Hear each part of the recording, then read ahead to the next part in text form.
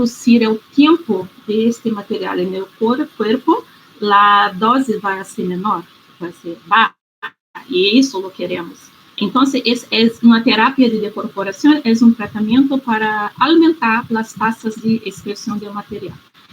E o que queremos? Queremos reduzir a probabilidade de que se produzam os efeitos estocásticos e também queremos evitar os efeitos deterministas, as reações tissulares.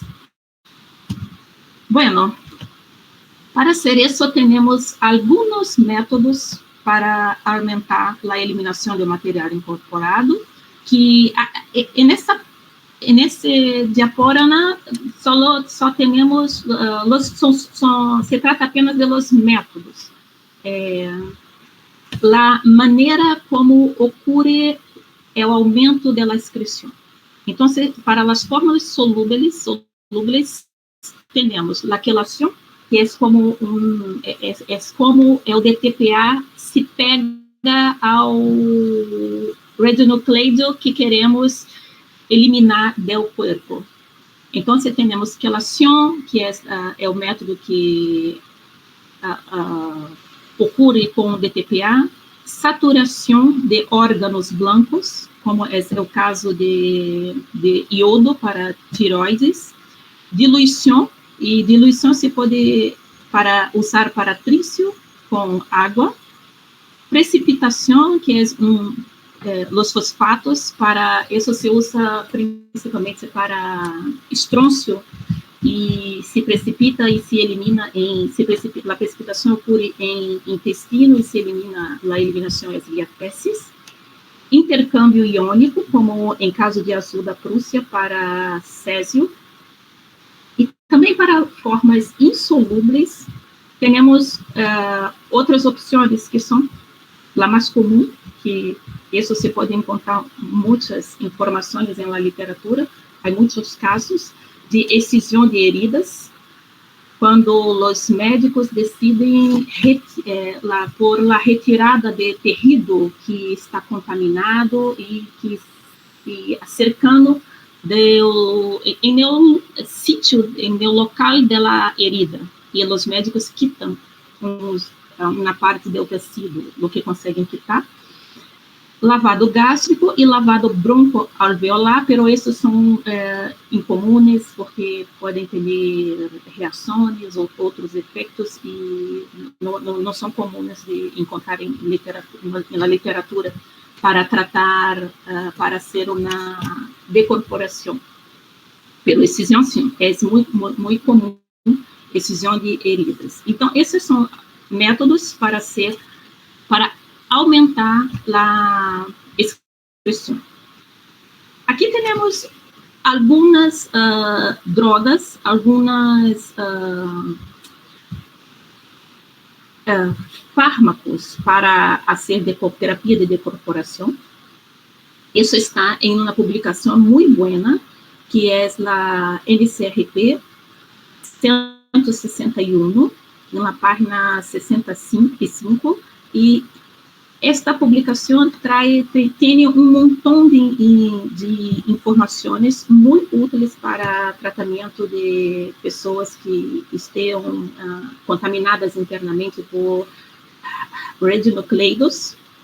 E aqui podemos ver algumas opções de tratamento. E se apresentam um listado com os radionucleidos e o tratamento que é recomendado para ser com cada um deles. Se lhes interessa este tema, les recomendo esta publicação, porque realmente é muito boa, muito completa, com muitas informações. Outra informação interessante que se pode encontrar nesta publicação é, por exemplo, na seção 12.3, as drogas para terapia de decorporação. E aqui, para os médicos, o pessoal da saúde, há também informações relacionadas às drogas, como fazer, e se há contraindicações, e o monitoreio clínico que é recomendado durante o tratamento, porque algumas dessas drogas podem ter um efeito adverso, uma contraindicação, e nesta publicação há orientações do que fazer e do que monitorar. É uma publicação muito completa. Por exemplo, quando aqui podemos ver que quando se usa DTPA, há recomendações para o monitoreio da pressão sanguínea. Aqui também, quando temos o uso de ajuda de Prússia, quando lo administra e o quanto se recomenda que lo administre. Há também informações sobre monitoreio clínico, o que fazer, as contraindicações, se há, estão aqui nesta publicação, há informações bastante úteis para o tratamento de corporação. Las recomendo, se lhes interessa esse tema. Bueno, então, acá temos alguns exemplos de que resultados se alcança com o tratamento de terapia de decorporação. O que podemos encontrar? Aqui há apenas solamente 5 exemplos, não são muitos, mas em literatura há montão de casos descritos e que se pode obter montão de informações muito úteis para nesse tema. Então, nesse exemplo, acá está a referência abaixo, se lhes interessa, podem buscá-la. E nesse exemplo 1, foi realizado uma análise de 11 casos de contaminação interna e todos tratados com DTPA. E os valores inferiores e superiores deu fator de aumento da inscrição. Então, com o uso do DTPA, se aumentou a inscrição. E para plutônio, se aumentou. O menor valor de aumento foi 18,7 e o maior 63,0 para plutônio. Isso é o aumento em la inscrição. Se vê que esse aumento é significativo. O aumento é significativo. E para americio, o aumento foi de 24,9 e 28,8 para americio. Então, nesse exemplo, les quero mostrar que é possível obter aumento significativo na excreção quando se realiza uma terapia de decorporação, uma terapia de decorporação. E nesse exemplo, é o exemplo 2.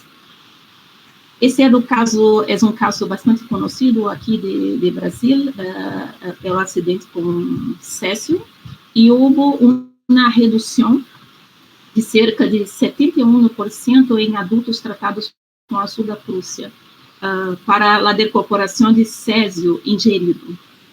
Então, ao tratar as pessoas com ajuda Prússia, elas tinham ingerido césio e a redução em la dose foi cerca de 71%. Em algumas pessoas, o que se observou foi constipação intestinal leve ou moderada. E obtivemos uma redução de 71%, mas o acidente só foi descoberto 2 semanas depois. Não se iniciou o tratamento imediatamente. Se passaram 15, 20 dias para começar o tratamento com a ajuda Prússia e, assim mesmo, a redução de doses foi muito significativa. Isso se passa para césio, não se passa para todos os radionucleidos, mas para césio se passa e, ainda que se haya começado 2 semanas depois, foi significativa a redução de dose. Aqui estão as referências abaixo, se querem obter mais informações. E nesse exemplo, é um exemplo de incorporação de plutônio através de uma herida. E que fizeram para reduzir a dose? Excisão de tecido. Excisão é um procedimento quirúrgico na extirpação do tecido, e com este procedimento de excisão, a dose comprometida evitada foi de 155 milisievert. Também fizeram injeção intravenosa de DTPA desde 1h30 hasta 317 dias em diferentes intervalos. Aqui se pode notar como é o tempo de duração desse tratamento. Começou imediatamente, 1h30 depois da herida, da incorporação, do acidente, e hasta 317 dias em diferentes intervalos se foram aplicando injeção intravenosa de DTPA. E com isso, se evitou uma dose de 1,1 sievert. As excisões de tecido foram limitadas devido ao risco de dano ao tendão e às estruturas neurovasculares. Às vezes, o que passa, em algum desses casos, na literatura, encontramos que não é possível fazer uma excisão completa. Os médicos não podem extirpar todo o tecido e eles lo avaliam para saber se é possível fazê-lo sem causar danos. E neste caso, é um caso muito interessante. Se lhes interessa este tema, se eu recomendo que leiam este artigo, porque é muito, muito, muito interessante. Há fotos, ilustrações, e não foi possível fazer uma retirada, uma excisão de tecidos, porque havia risco de dano ao tendão e às estruturas neurovasculares. Pero, com DTPA, com o uso de DTPA, se evitou 1,1 sievert. É muito bom artigo, muito, muito bom exemplo. Bueno, em exemplo 4, temos uma herida contaminada com plutônio em uma mão. Essa se passou em uma mão de um trabalhador. E aqui também fizeram excisão. É o dia 13. E eliminou aproximadamente 95% da atividade, evitando uma dose de 111 milisievert. Pero 95% da atividade ha sido retirada em la excisão do tecido. Depois disso, fizeram 15 quelações, não depois, mientras, fizeram 15 quelações entre os dias 12 e 67, e as quelações evitaram uma dose de 7 milisievert. As doses efetivas comprometidas de 45 milisievert se estimou com dados recopilados 3 meses depois do cesse da quelação. E isso por quê? Porque durante o tratamento de quelação, devido à droga que se usa para fazer a quelação, o metabolismo não está regularizado como estava antes do uso da terapia de decorporação, do início da terapia de decorporação. Então, é necessário, depois que cesse o tratamento, depois que se encerra o tratamento, é necessário esperar um tempo para calcular a dose, porque o metabolismo não está normal, está bajo as influências da droga que se usou para fazer a decorporação, para aumentar a decorporação. E aqui, nesse exemplo, a excisão eliminou a maior parte da atividade e também foi, claro, responsável por a maior dose evitada. E as quelações, com as quelações, 15 quelações, se evitaram solamente 7 milisievert de doses.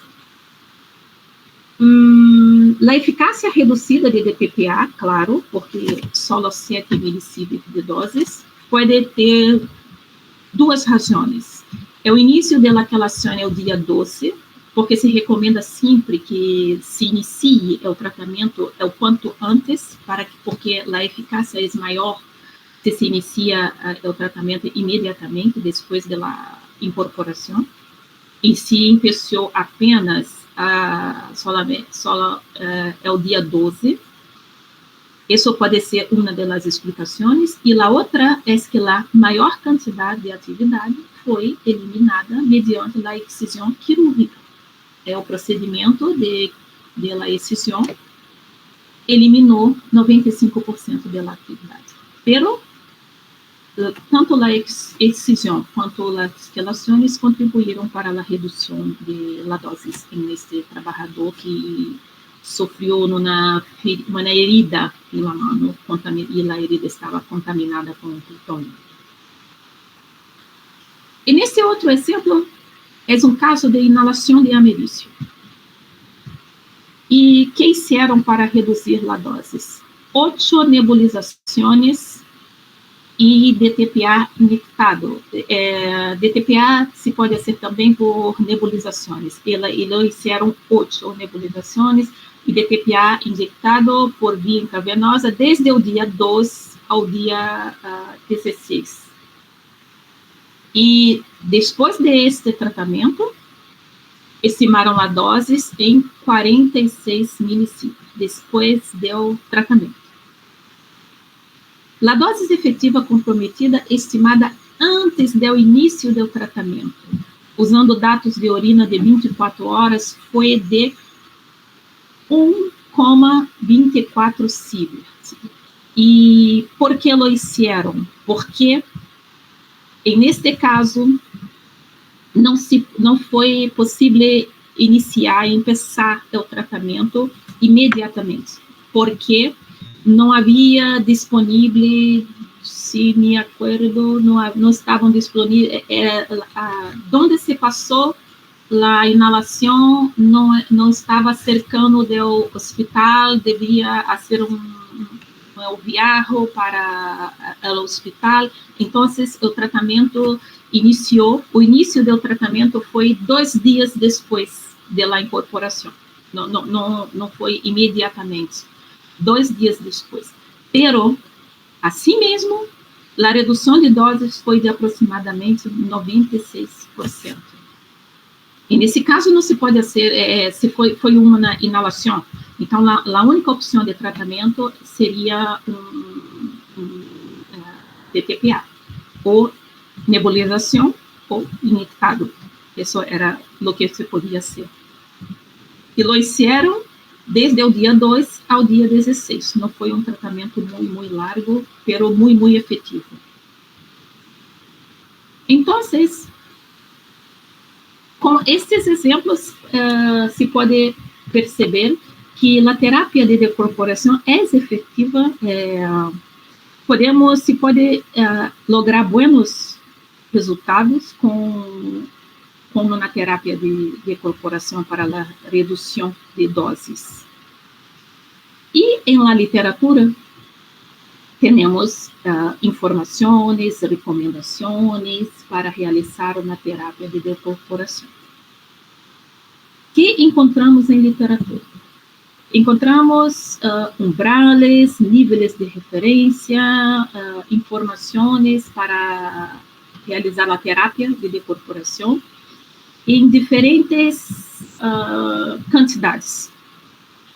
Por exemplo, temos recomendações para a terapia de decorporação em doses efetiva comprometida, doses absorvida ponderada por EBR, incorporação. Também temos em la descrição da circunstância do acidente, que indica uma possibilidade de ter ocorrido uma incorporação, mesmo que não se tenha uma estimação de doses ou de incorporação, pero na descrição do acidente, se supone, por la descripción, se supone que la incorporación es posible, entonces sí puede ser una terapia. En esos casos también es común.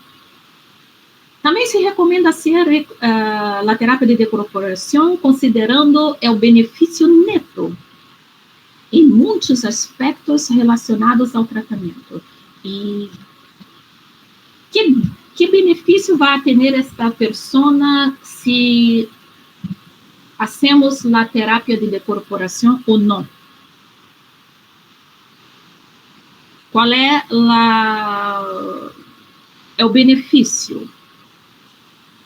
Será que a doses vai a se reduzir e a redução de doses é significativa? Que outras coisas se podem passar? Que outros riscos vamos a submeter a pessoa se hacemos o tratamento? Então, é necessário uma avaliação do benefício neto para começar e também durante o tratamento, porque é necessário se considerar para parar o tratamento. Outros critérios também, a redução da probabilidade de desenvolver efeitos estocásticos, claro, se vai reduzir a dose, ou prevenir a ocorrência de efeitos deterministas. Substâncias recomendadas para a terapia de incorporação podem ter contraindicações ou efeitos secundários, sim. Com esse montão de recomendações, um montão de coisas para considerar. Nós estávamos discutindo esse tema em IRD, e o que passou é que dissemos, estávamos lendo tanta coisa, com tantas informações, e o que fazer, o que fazer, o que não fazer, e aí invitamos a Luiz Bertelli para aclarar as dúvidas, e então decidimos fazer uma publicação, e foi essa que Nancy nos invitou a fazer esta apresentação. Essa é a razão desta apresentação. Bueno, aqui está. Essa é a publicação, e está Camila, Wanderson, Laís e também Luiz Bertelli para aclarar as dúvidas. Bueno, então, com todas estas informações, nós listamos 10 pontos que consideramos importantes que sejam considerados, que sejam discutidos para se decidir em começar ou não uma terapia de incorporação. A primeira deles é quantidades e unidades. É necessário que esteja clarificado cada quantidade, o que elas estão evaluando, para que se usa cada uma delas quantidades e com suas unidades.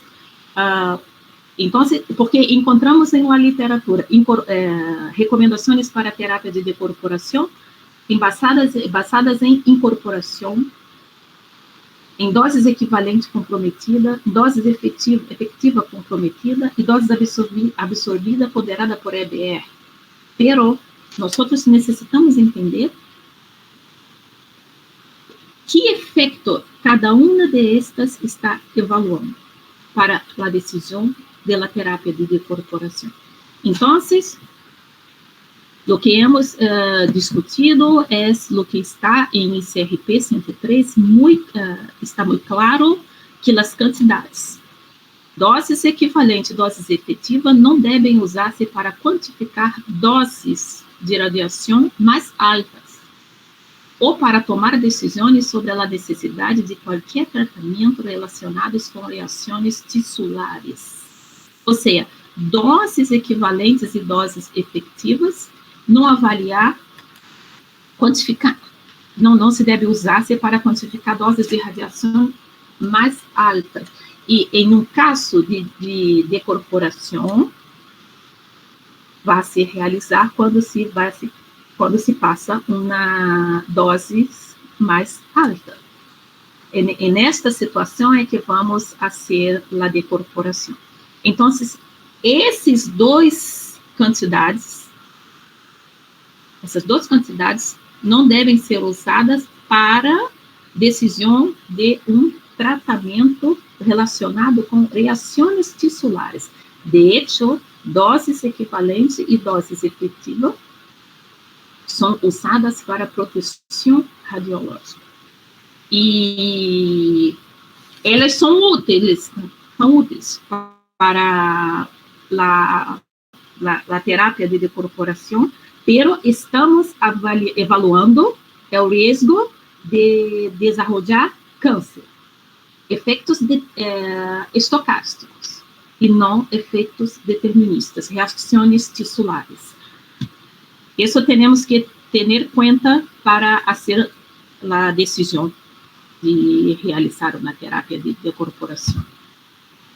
Quantidades para evaluar efeitos deterministas, que são as reações tissulares, são doses absorvida ou doses absorvida ponderada por EBR, para as radiações de alta TLE, de alta LET, a transferência linear de energia. Esses valores EBR são tabelados e estão em umas publicações de agência e também de agência, de organismo. Nas publicações de organismo se pode obter esses valores. Então, isto ter em mente, cada tipo de efeito estocástico ou determinista deve evaluar-se utilizando a quantidade adequada. E essas quantidades são definidas para os dois tipos de efeitos. Não podemos apenas considerar a dose efetiva, a dose comprometida, e garantizar que os efeitos deterministas vão ser também evaluados. Mas, um pouco mais adiante, vamos ver que os efeitos, a vezes, não são os umbrales para efeitos estocásticos, não han sido alcançados, mas os umbrales para efeitos deterministas se podem alcançar-se antes. Então, é importante fazer uma avaliação completa pelos efeitos. Bueno, os coeficientes de risco para efeitos estocásticos e doses umbral para efeitos deterministas. Que considerações temos? Lá que está as considerações de ICRP 103, que é o coeficiente de risco para efeitos estocásticos se mantém em ao redor de 5%, e por CIV, 5% por CIV, e que doses hasta 100 milisievert não han sido não há os efeitos para doses hasta 100 milisievert não han sido estatisticamente comprovados. Então, a comissão considera que para os níveis de referência hasta 100 milisievert. Abaixo deste valor, não han sido comprovados os efeitos. Se adopta um modelo linear de risco-efeito, pero não há uma comprovação. Valores por cima destes, sim, existe uma maior probabilidade de efeitos deterministas ou um risco significativo de câncer. Por abaixo destes valores, 100 milisievert, não. Então, esses dois para efeitos estocásticos. E para os efeitos deterministas, temos em ICRP 118, umbral para 1% de incidência para depressão hematopoética, é considerado 500 miligramas. Isso é um umbral para 1% de incidência, 500 500 mg para depressão hematopoiética e pneumonia 6,5 graus. Isso para pneumonia. Esses são esses umbrales de ICRP 118 e são a base para a definição dos umbrales para efeitos deterministas, para decorporação, para terapia de decorporação. Então, esses valores são a base para a definição de umbral para decorporação, considerando os efeitos deterministas, as reações tixulares. Bueno, agora temos umbral de doses efetiva para avaliação médica. Não é dizer que vamos a ter aqui, que a recomendação aqui é fazer uma terapia de decorporação. Não se trata disso. O que passa é que algumas publicações, temos aqui umas referências, e elas recomendam uma avaliação médica. E esta avaliação está embasada em la doses efetiva. E estes são os valores de doses efetiva em que se recomenda em estas referências. Eles não dizem claramente que tem que ser uma terapia de decorporação. Eles recomendam uma avaliação médica. E por os valores de doses que aqui temos, os umbrales estão por debaixo de aproximadamente 1,3% de probabilidade de efeitos estocásticos, considerando que 5% está possível a probabilidade de efeitos estocásticos. Então, isso é o que encontramos quando hicimos a revisão da literatura. Aqui tem referências um pouco mais novas e outras um pouco mais antigas, pero todos os valores estão, o maior valor é o de NCRP, que é 250, milisig. Então, por estes valores de dose, se recomendam fazer uma avaliação médica, que pode ser, dependendo do balance risco-benefício, o benefício neto, se decida ser uma decorporação. Isso se passa também. Você pode decidir assim, dependendo da avaliação. Bueno, critério para ter isso sim. Isso são os critérios para a terapia de decorporação em adultos, basados em uma dose efetiva comprometida. Esses são critérios que estão em la literatura para ser uma terapia de decorporação. Estes valores, estes rangos de referências, em estas referências, se recomendam para ser a terapia de decorporação. Então, se recomenda uma terapia de decorporação se a dose efetiva por NCRP 161 se recomenda, exceto iodo não estão nestes grupos, está à parte, para todos os radionucleidos, exceto iodo, doses de 250 a 500 milisig é recomendado ser uma terapia de decorporação. Também há uma publicação, um artículo, que hace recomendação para plutônio e americio. E nesse artículo se recomenda de 20 a 200. Há outro para césio, e neste documento, desde 30 hasta 300 milisig se recomenda fazer uma terapia de decorporação. Isso é uma recomendação, pero certamente se deve fazer se a dose efetiva comprometida está por cima destes valores aqui. E estas referências nos dizem que somente em circunstâncias especiais, em situações em que há algum fator que seja desfavorável ao tratamento, então não se recomenda hacerlo. Pero para estes níveis de doses, para estes valores de doses, certamente se recomenda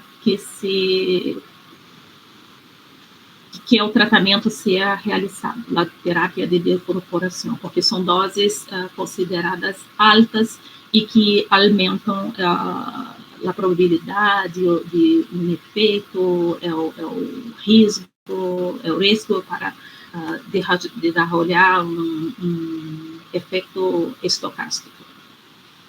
Então, esses são os critérios para a terapia de decorporação, basados em doses efetiva comprometida. Agora, nesta pantalla, teremos critérios para a terapia de decorporação, segundo a dose absorvida ponderada por EBR. Aqui,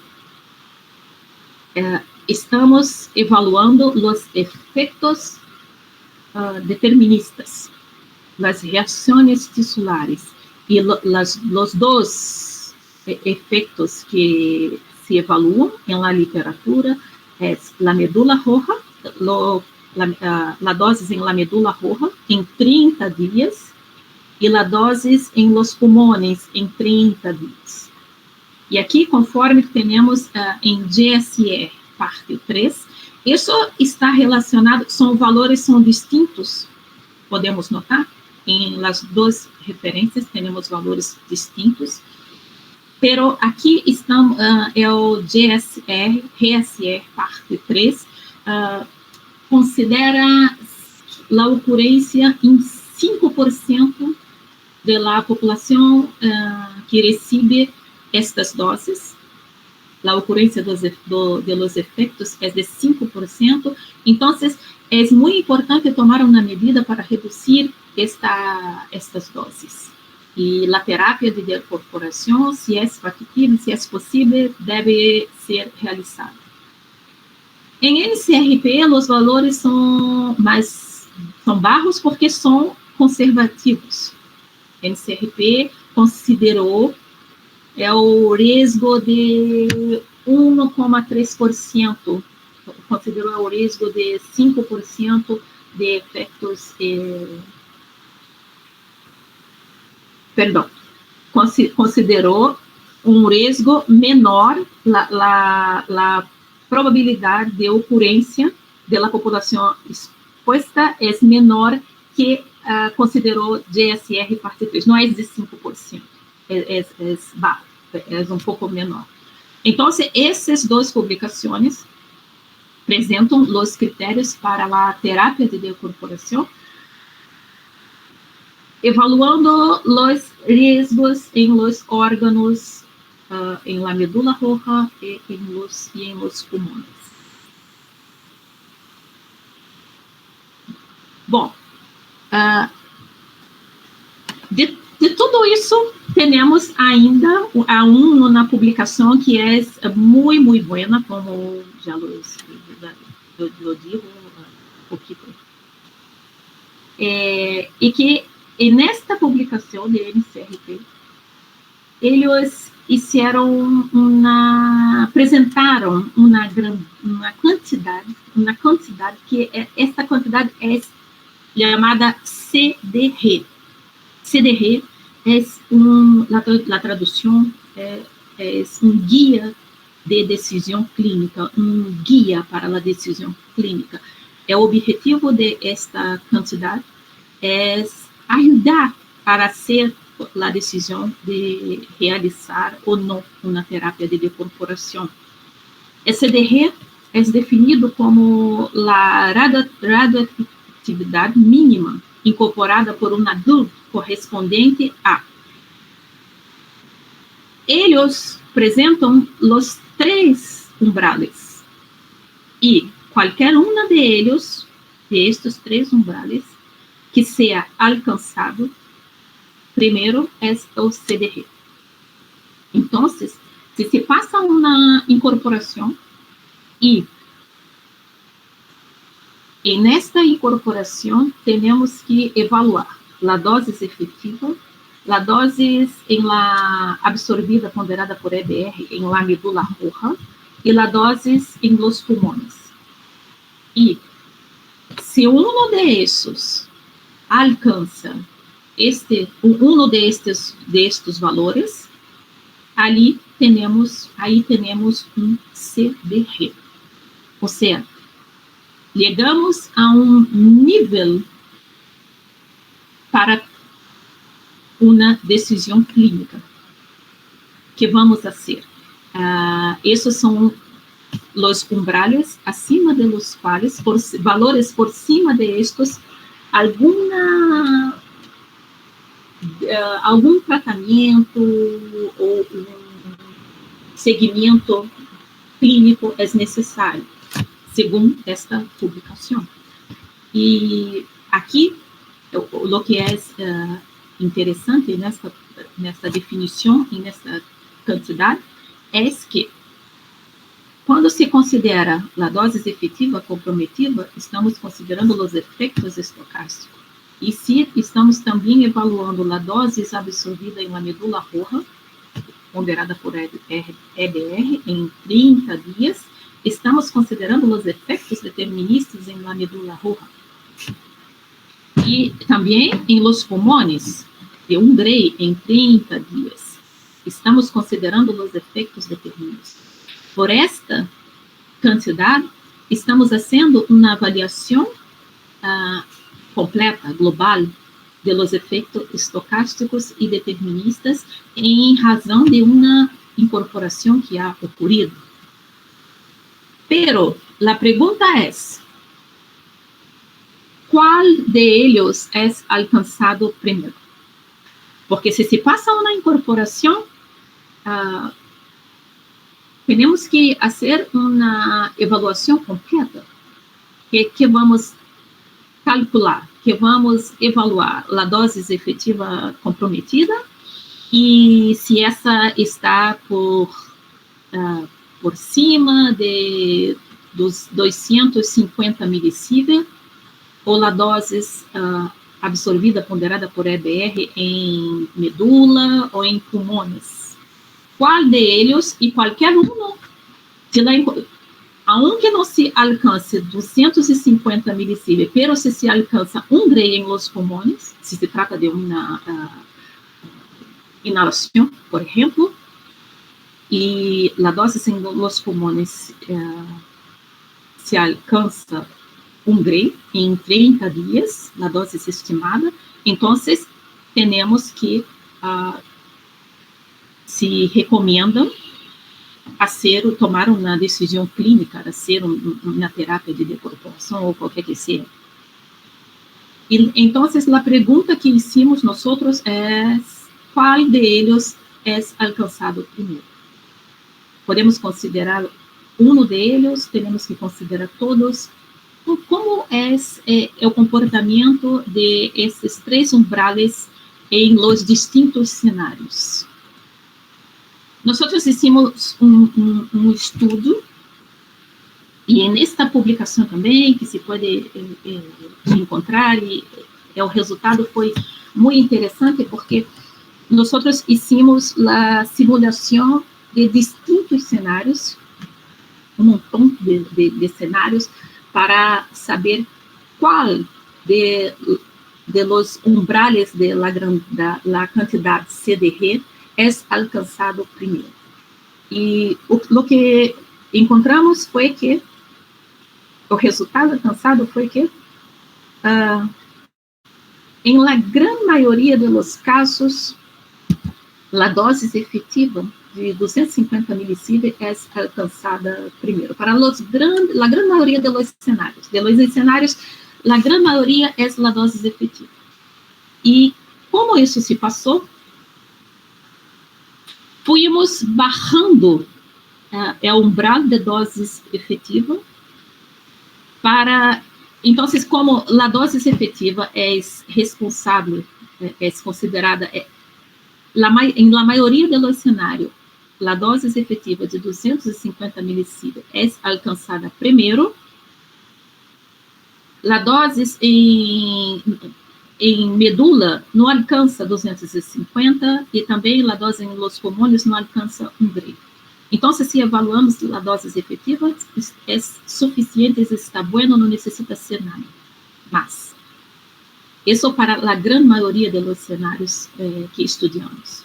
Pero há uns cenários que, aunque se adopta um umbral de 100 milisievert, nós bajamos de 250 para 200, depois 100, 150, 100 e paramos em 100, porque é um valor que, por baixo disto, não ha sido comprovado efeitos. E mesmo que se considera um umbral, é um umbral de 100 milisievert, para alguns cenários, aunque a dose efetiva não seja de 100 milisievert, as doses para a medula roja é maior que 250 milisievert. Isso me causou uma surpresa. É interessante, são poucos, não são muitos em cenários, são poucos, pero em alguns casos é necessário fazer a avaliação da dose absorvida ponderada por EBR em la medula e em los pulmões. E nesse artículo se podem encontrar todas as tablas para quais cenários, e também lo hicimos para as diferentes idades, e ali tem para todos. Isso foi um trabalho que eu aprendi bastante com isso. Então, segundo esta grandeza, esta quantidade, grandeza é português, segundo esta quantidade de NCRP, a publicação NCRP 161, ela nos ensina como usar o CDR. E isso é cópia traduzida, claro. Lá está em inglês. E que nos diz NCRP? A terapia de incorporação generalmente se recomenda para incorporação a 1 a 2 CDR. De 1 a 2 CDR. Então, generalmente se recomenda para 1 a 2. Se alcança o CDR, 1 CDR, ou se o nível de la atividade incorporada é suficiente para alcançar 2, de 1 a 2, se recomenda ser a terapia de incorporação. E certamente para incorporação superiores a 2 CDR. Se a incorporação se alcança 2 ou mais, certamente se recomenda. Al menos que haja alguns fatores que não seja possível realizar o tratamento.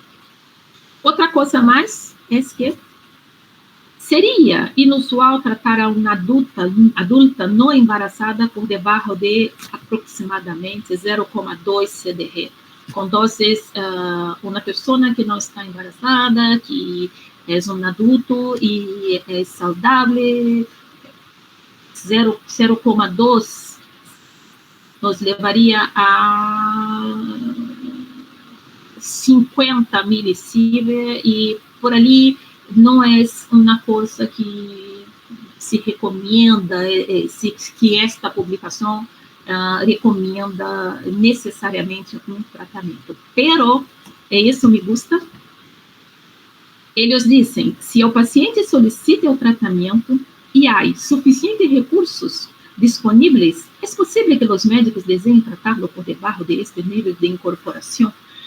E isso é interessante porque as pessoas que têm incorporação, a vezes, lo que o efecto maior é o efecto psicológico. E há situações na literatura de que a pessoa tratada solicitou tratamento. Poderia dar-me uma mais injeção de DTPA? A pessoa pediu, porque se sentia mais confortável, se sentia melhor, sabendo que estava sendo tratada. Aunque os doutores já consideravam, os médicos já consideravam que não era necessário, pero o paciente pediu, solicitou um pouco mais. Então, a mim me gosta muito me encanta essa afirmação, porque você sabe que os efeitos psicológicos são muito importantes em estes casos. Bueno, critérios para a terapia de corporação em los niños. Poucas recomendações para a terapia de decorporação em los niños. Em Goiânia tivemos niños sendo tratados. E há muito poucas, eu penso que porque a maioria dos casos se passa com adultos e não com os niños. Pero que temos na literatura?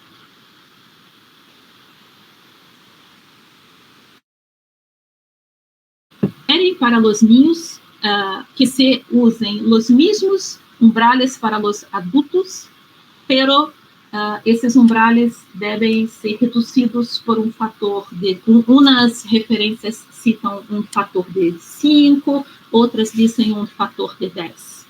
Os mesmos umbrales utilizados para os adultos, pero reduzidos. Então, nós também publicamos umas tablas, há uns trabalhos na literatura que se podem encontrar disponíveis, tablas para inscrições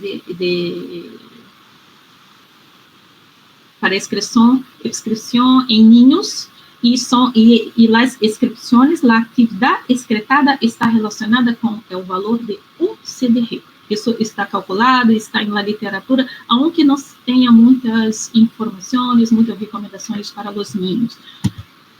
Então, nós que lhes apresento dois trabalhos que têm essas tablas para niños e os umbrales de doses para que se usou desses dois trabalhos, umbrales de doses para adultos reduzidos por um fator de 5, ou seja, 20% da doses considerada para os adultos, para os niños, la consideramos como 20%. E ali está um CDR, que é um guia para ser uma terapia, um segmento clínico, médico, que seja. Pero há tablas na literatura para, se querem buscá-las. Bueno, como ha dito eu, iniciaram a terapia de decorporação basada em meu historial de acidente. Há muitas informações na literatura, em que não se tem, se sabe que se passou um incidente, um acidente, e que provavelmente houve uma incorporação. Então, como? Sabemos que um retraso ao início do tratamento vai a reduzir a probabilidade de eficácia do tratamento. Então, as terapias de decorporação são mais eficazes quando iniciadas imediatamente. E, às vezes, e se passa, ocorre em algumas instalações em que há hospitais, há médicos preparados para fazer o tratamento imediatamente, o juízo clínico, por si solo, pode sugerir o início do tratamento, incluso antes da confirmação da terapia, da incorporação, e antes de realizar qualquer estimação de doses, porque para ser isso, se não é possível fazer o monitoreio em vivo, se necessitas tomar muestras, isso vai tomar tempo, e para a eficácia do tratamento, o quanto antes, melhor, mais eficaz. E Em algumas instalações, claro, se pode obter rapidamente informações úteis para respaldar a decisão. Resultados da investigação de contaminação superficial, oral e isopos orais e nasais. Isso se passa, ocorre, e muitas das vezes o resultado é muito importante que se tome a decisão muito rapidamente, porque o tempo compromete a eficácia da terapia de decorporação. Pero, para hacer a decorporação, para os mecanismos de decorporação são distintos para os distintos radionucleidos. Então, é necessário conhecer alguma informação. E que informações básicas? Que informações são necessárias? Informações básicas.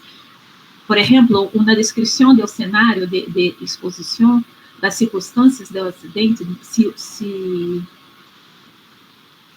houve alarma, qual é o nível de alarma, concentração em aire, se há informação, quais são os radionucleidos involucrados. Isso é necessário, porque o tratamento é específico para cada radionucleido, né? Para os distintos radionucleidos.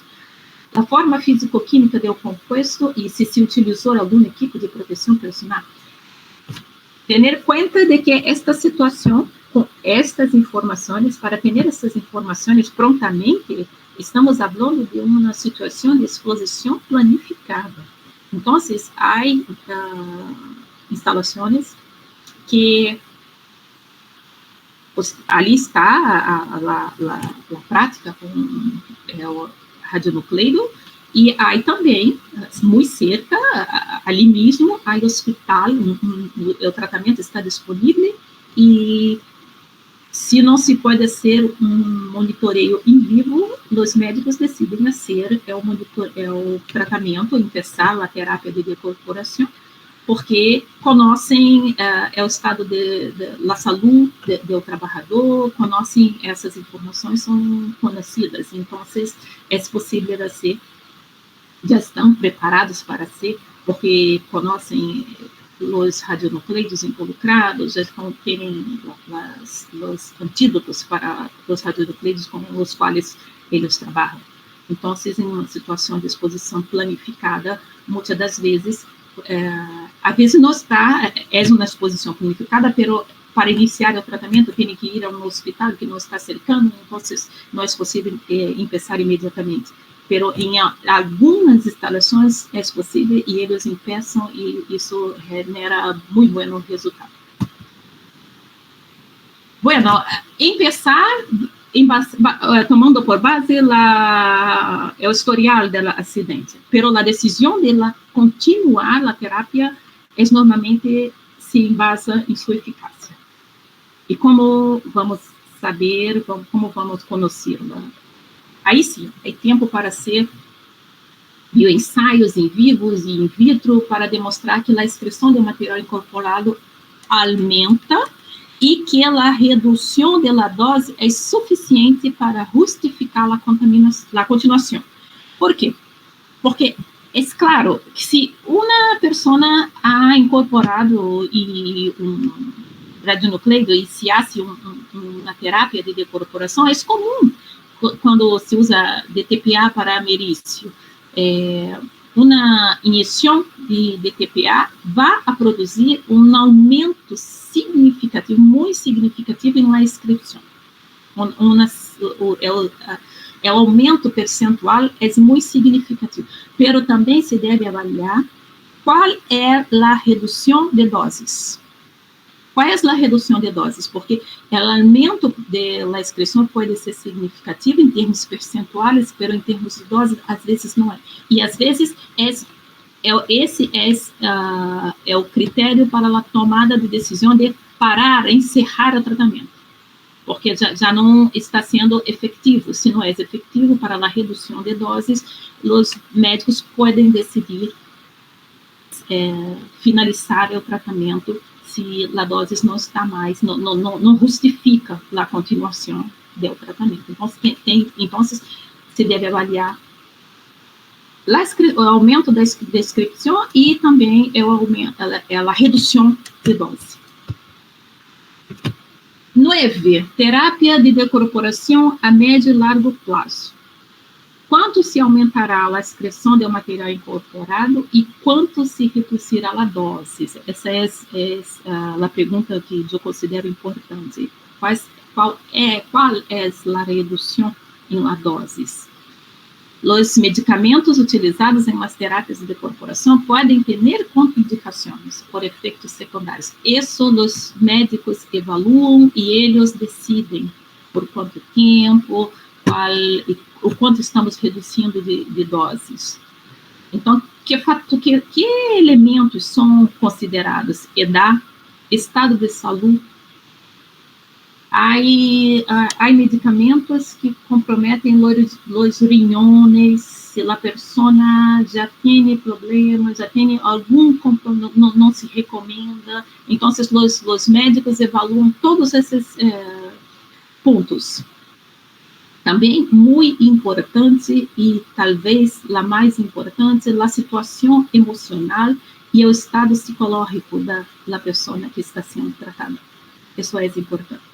É fundamental que uma equipe multidisciplinar necessita-se psicologistas, psicólogos, terapeutas para fazer uma avaliação completa de risco-benefício de uma terapia de decorporação a médio e largo prazo. Isso temos que evaluar, porque alguns, se vocês recordam, em um dos exemplos, tínhamos 317 dias, se não estou equivocada. Alguns tratamentos em literatura se pode ver que são largos. Este de acá é um exemplo de uma instituição que recebe os corpos de pessoas que sofreram uma contaminação quando trabalhavam. E aqui, nesse caso, podemos ver que eu pus aqui as informações, las pus aqui, mas vocês podem ler o artigo, e o tratamento se iniciou imediatamente depois da excisão da herida, foi uma herida, e continuou durante 193 dias, 47 injeções intravenosas de DTPA. 47. Qual foi o resultado? Sem terapia, a dose seria de 567 milisievert. E com terapia, a dose final foi de 134 milisievert. Isso se faz com... É necessário fazer uma avaliação, há equipes para como está sendo o tratamento para a pessoa que está sendo tratada. Isso é também muito importante considerar. Bem, é o balanço risco-benefício, um montão de coisas se deve considerar. As principais são que é necessário implementar medidas para mitigar as consequências radiológicas. Isso é o que estamos tentando fazer quando fazemos uma terapia de decorporação. Pero também incluindo o apoio médico, psicológico e social. Isso, os aspectos psicológicos são muito importantes em uma terapia de decorporação. A pessoa sim, sabe que está internamente contaminada. Isso é sério, causa impactos psicológicos. A preparação e resposta eficazes a emergências radiológicas deve incluir a criação de capacidade interdisciplinária. É necessário uma equipe multidisciplinária e garantizar que a saúde mental e o apoio psicológico se integrem em outros arreglos existentes. Isso é uma abordagem que nós não podemos nos olvidar. Temos que considerar os efeitos psicológicos, y para eso los psicologistas son los profesionales que deben hacer. Un equipo para hacer una terapia de incorporación es multidisciplinario, necesita dosimetristas, médicos, psicologistas y especialistas en comunicación y por ahí. Se debe evitar termos técnicos comunes no campo da dosimetria interna. Aqui eu penso que depende um pouco do idioma, termos em português, contaminação e investigação. A mim me gusta evitar-los porque podem ser mal interpretados. A pessoa pode pensar que ela é a culpada do que se passa, e isso, os impactos, se há uma má interpretação, isso não vai contribuir para o tratamento, para o resultado. Então, é melhor, se percebe que esses termos podem estar sendo mal interpretados por uma pessoa que está nervosa, ansiosa, podemos, então, usar outros, como vamos evaluar, vamos fazer exames clínicos, e contaminação, se pode usar exposição, porque contaminação não é uma palavra buena, algo errado está se passando. Sí, está, pero no es necesario decir y poner a la persona un poco más nerviosa. Comunicación es la clave.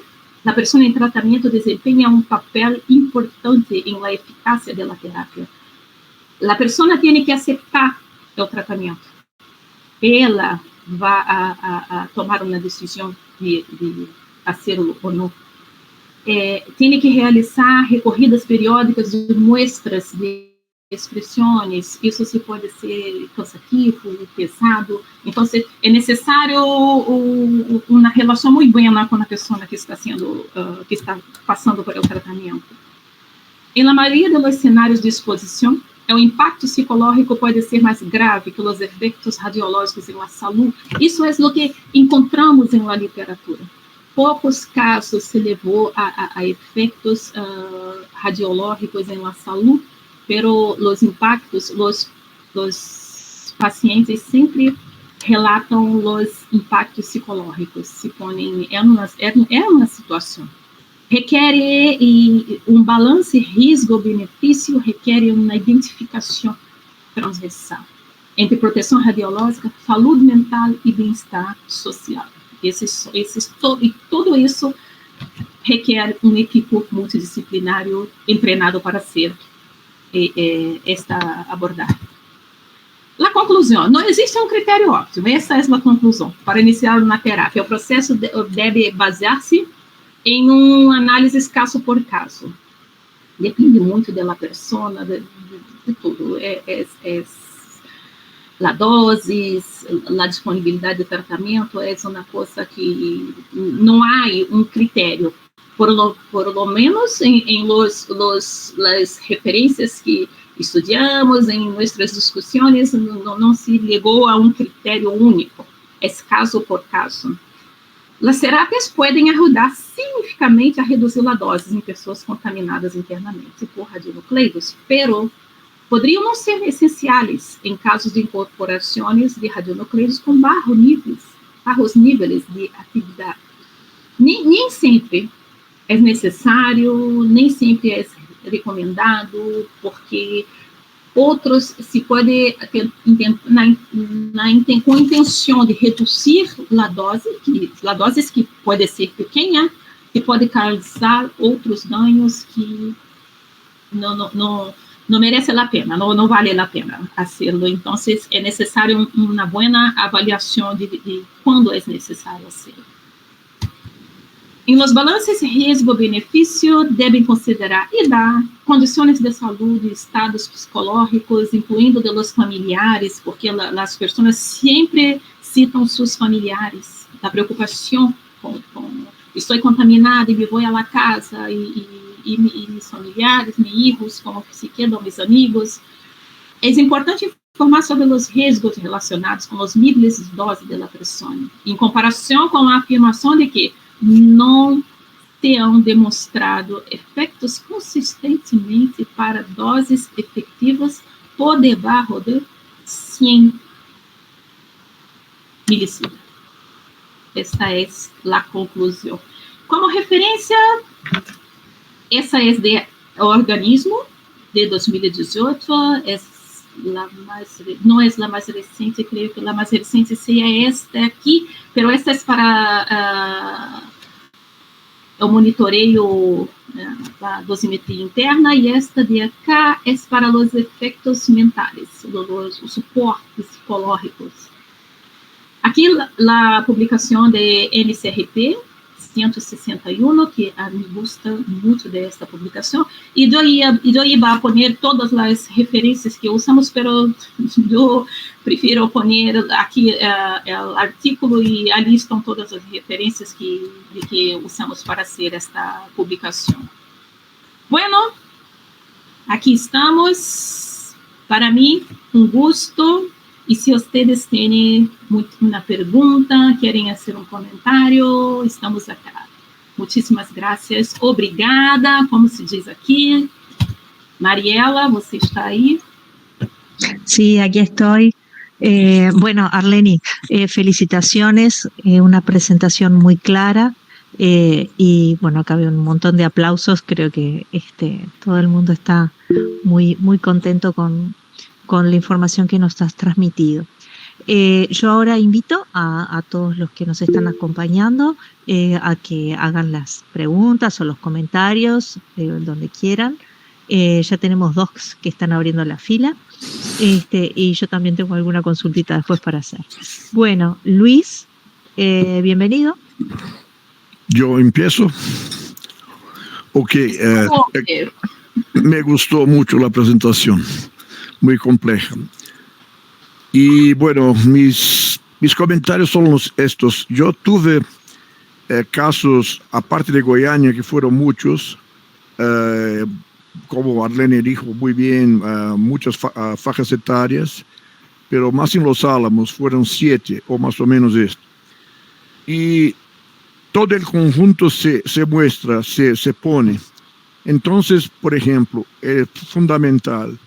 Si el trabajador va a trabajar con algo, tiene que tener un curso donde se diga para el trabajador, hay un riesgo de la contaminación, hay un riesgo de tener que pasar por decontaminación, por DTPA o que sea, apropiado conforme Arlene mostró, uno es DTPA, otro puede ser al sur de la Prusia, que sea. Y la persona tiene que ser instruida a esto.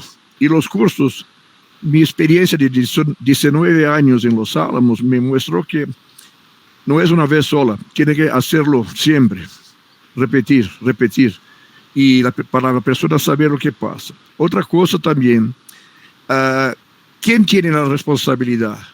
El dosimetrista no tiene la responsabilidad de ministrar el DTPA o que sea el agente, no puede hacer por ley. Entonces, ¿quién lo hace?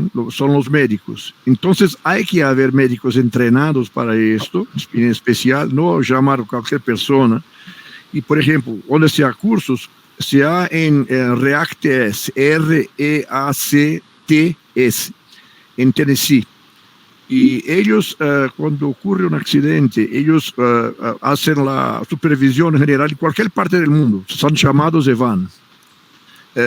Yo los ayudo también dictando clases 3 veces por año, voy a Tennessee, y el grupo es muy bueno y muy, muy tranquilo, y son personas muy especializadas en lo que los hacen.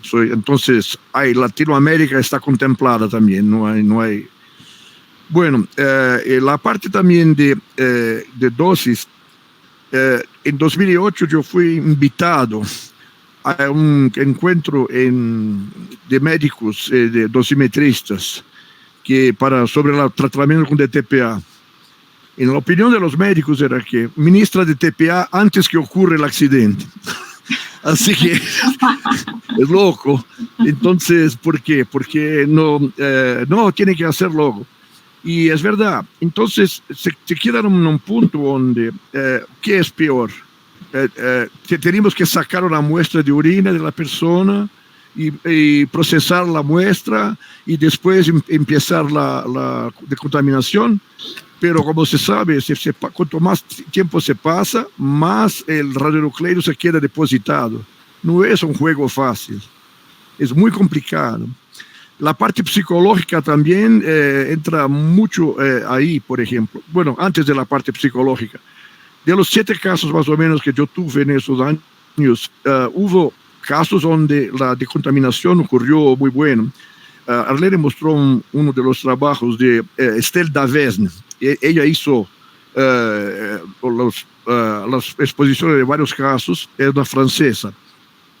Y bueno, se puede notar un pico de 50 o 63 más excreción urinaria cuando comparado sin la administración de la cosa. Yo quiero decir, imagina que una persona esté contaminada, entonces se saca una muestra de orina de ella entre el tratamiento, después se ministra el DTPA y se saca una muestra, luego, así que después del tratamiento. Esa diferencia entre las excreciones es 50. Pero esto no significa que está saliendo mucho. Por ejemplo, una persona que de Los Álamos, después de 1 año y 3 meses o más, o casi 2 años después de que pasó el accidente, pidió para hacer la DTPA. Sí, yo miré un lindo pico de 50 o 40, pero en términos de dosis era nada. Porque se sale, siempre sale. La persona va a tener alergia por todo el resto de la vida con el plutonio, por ejemplo. Pero dosimétricamente no es nada. Entonces, yo sometí a una persona a un tratamiento de DTPA y ¿qué pasa? Y bueno, porque la persona pidió.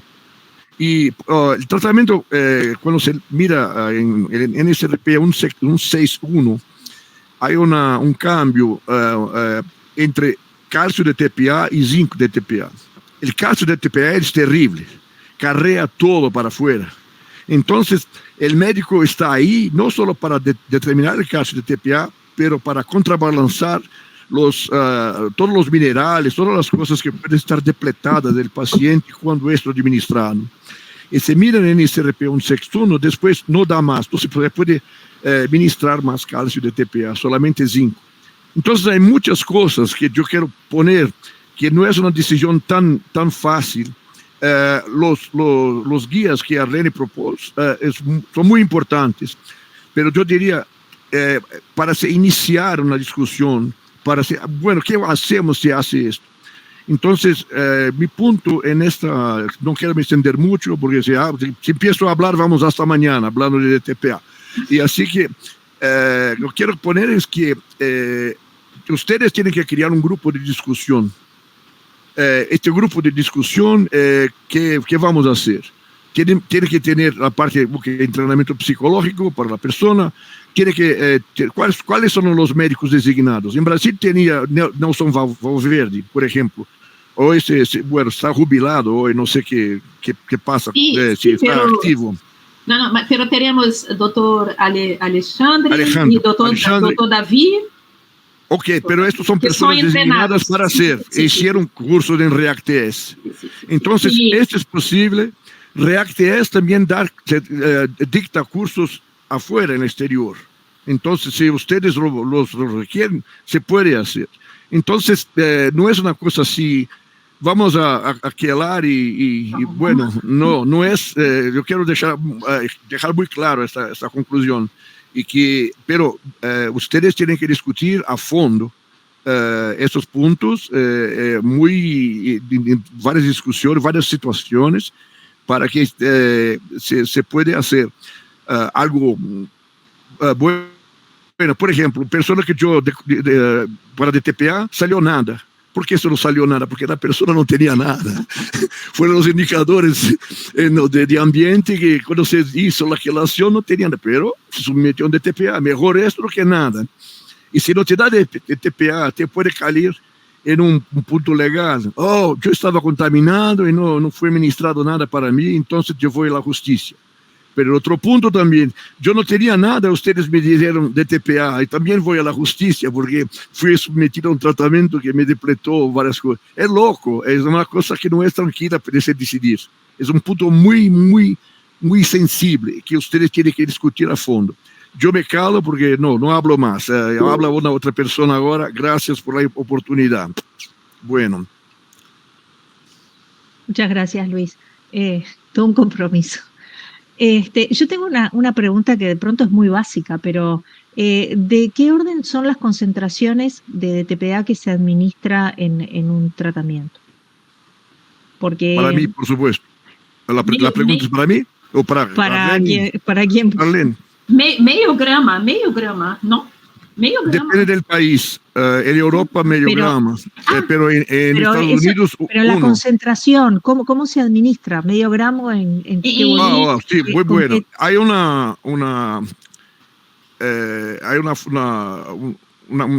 vidrio que está líquido adentro, o que se quiere diluir.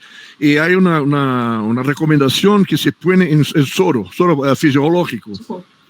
Y la persona se administrada por esto misturado con soro. Hay una dilución, una fórmula. Injeção intravenosa. Sí, IV, siempre. Claro, pero siempre. ¿es la inyección en bolo, o sea, toda de una vez, o por goteo con el suero durante un pasaje durante un cierto tiempo? Esto van a definir el tratamiento, no es tan directo. Puede ser una inyección de vez o puede ser una cosa más demorada. Como Arlene puso, y también ejemplo, se puede hacer por inhalación. Nebulización. Nebulización. Sí, cuando se hay la ingestión de productos radioactivos en el pulmón. Pero como estaba en la presentación de ella, si el producto es insoluble, te olvides, porque no sale nada. Entonces, por ejemplo, óxido de plutonio, muy difícil. Pero nitrato, por ejemplo, más fácil para diluir. Entonces, ahí hay los casos muy graves, por ejemplo, pero muy raros, como Arlene dijo, de lavaje pulmonar. Se pone para afuera, se saca los pulmones, después es una cosa horrible, es horrible. Pero esto, yo no sirvo ningún caso. Conmigo no pasó eso. Y ahora, jubilado, no voy a mirar casos así. No hay problema más para mí. Sí, es diluido. Mariela, uma informação mais é que a Organização Mundial da Saúde está desenvolvendo um documento para que é ICAN, Internal Contamination Assessment and Monitoring,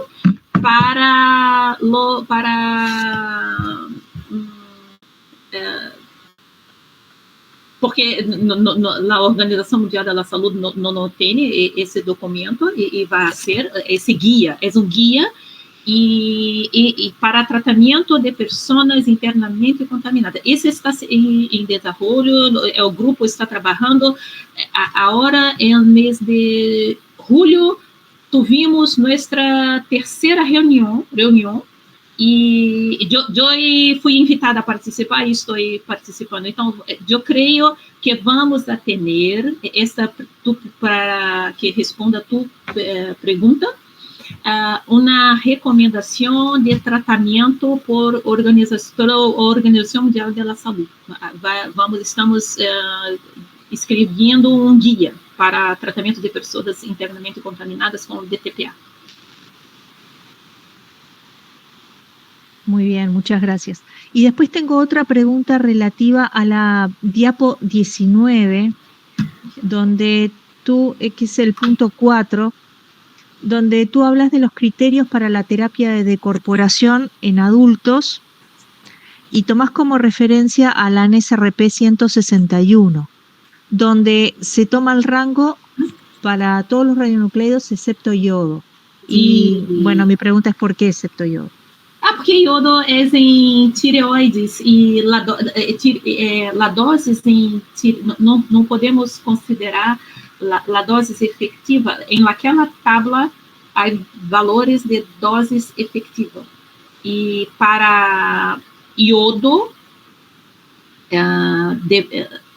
NCRP recomenda seguir as recomendações de FDA. que para iodo são doses específicas em la tireoides. Ok. Essas não são doses efetivas, são doses equivalentes em tireoides. Okay. Sí, sí. Bueno, muy bien, muchas gracias. No sé si alguien más quiere hacer algún comentario o una pregunta. Si no, vamos agradeciéndole nuevamente a Arleni. Y bueno, le dejamos nuestras puertas abiertas para que comparta los resultados de ese grupo de trabajo en el que están desarrollando. Sí, sí. Cuando lograrmos un resultado más, cuando la cosa estiver un poco más adelantada, podemos hacer una charla, un webinar. Perfecto. Muchísimas gracias a todos ustedes que están por allí y les pido disculpa por mi portuñol. Yo prometo que voy a mejorar. Clarísimo, no, estuvo todo excelente. Así que tenemos gracias. También amigos en Europa que están por la noche. Sí. Muchísimas gracias a todos. Sí, es verdad. Un saludo a la gente que está en Europa, que es un sacrificio hasta ahora estar conectados y les agradecemos que nosotros hoy. Saludos. Bueno, un beso, Maru. Gracias, Arlene, por todo, muy interesante. Gracias. Bueno, saludos, Luis. A todos. Mariela. Y estamos en contacto. Sí, claro. Hasta la próxima. Hasta